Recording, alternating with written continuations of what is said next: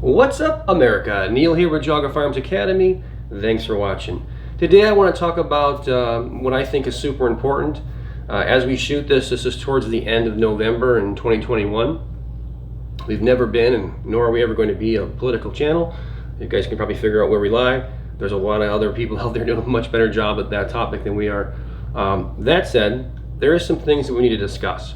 And truth be told, right now, more than ever, people are going out and they're getting firearms to protect themselves, and that's all well and good. Under one condition, that they get proper training. So this is something I do in every class, and I'm just gonna talk to you guys about this. It's let's call it a demonstration, right?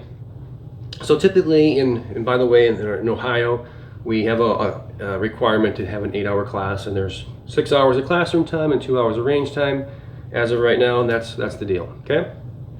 And so we'll go out, we spend a lot of time in the classroom going over very important stuff, legal matters, stuff like that, and then we go out on the range. And then when we come back from the range, and people, sometimes some of the students, is the first time they really, got their hands on a gun before. A lot of them have had bad habits they brought with them that we're trying to fix in a very short window of time. But nonetheless, they all get this experience. And one of the things that I'm always trying to drive home to students is stress and reality, and what people are really getting into, right? It's just like, well, I feel like due to the current times and things that are going on, I don't feel as safe, and so I want to go get this firearm, and they'll not make me safer, which for those that train and understand that and been in this for a while, understand that that's completely false, right? That means nothing. Having a tool and not being able to use it or use it properly is useless, right? So after the students come in from their shooting session, we'll take a little break, and then I have everybody stand up, and I say to the class, okay, if you have, this is obviously on the honor system, but if you have, excluding this month, if you've come to the range every single month and live fired one time, meaning you came in for a session, you can remain standing. If you haven't, sit down. And no matter how big the class is, never ever have I got more than 2 people that remained standing, meaning that everybody else has not at least come to the range once a month for 12 months, okay?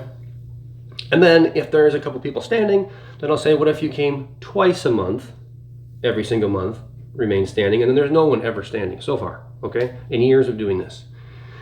And of course, a lot of the CCW classes are newer shooters, so I also kind of understand that as well. But the point is this, so I say, okay, everybody look around the room, and you can see that everybody's sitting down. That means that if you came to the range, typically you're going to spend an hour there, right? Roughly, shooting for an hour, whatever it is that you're doing. And again, that's a whole nother topic. Is what you're doing actually helpful, right?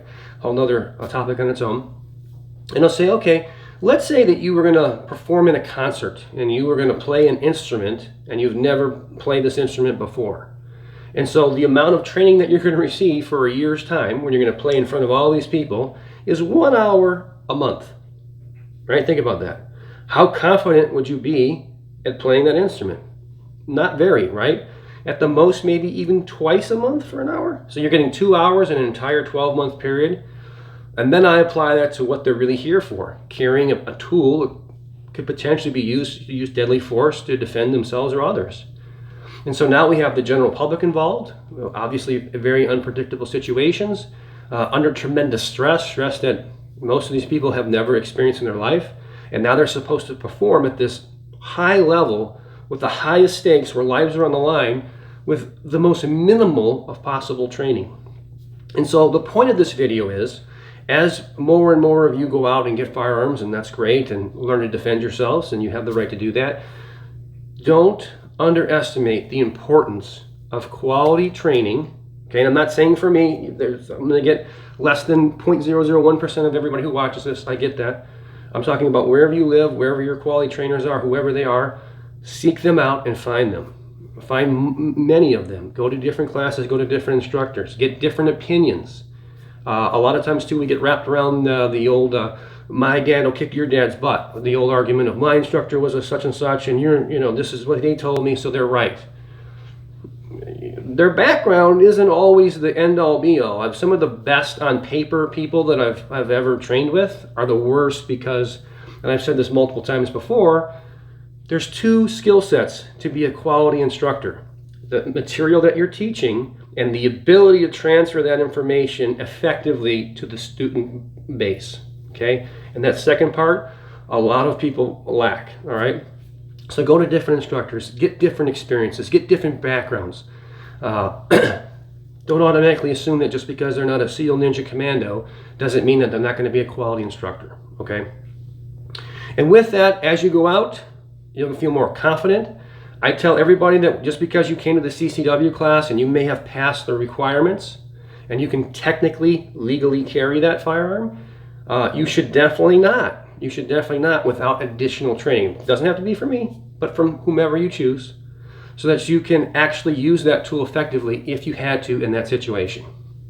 So again, that's more of a PSA, a public service announcement for everybody, right? Trying to do my part as we have a bigger and bigger platform now on YouTube and on the other social medias.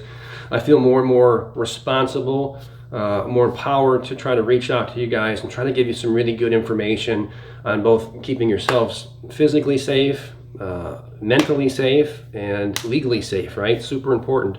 And kind of give you the guidance that I've learned over the years. So hopefully this was helpful.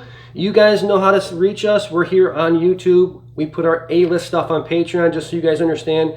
If you're watching this video now on YouTube, that means there's another video you will not see.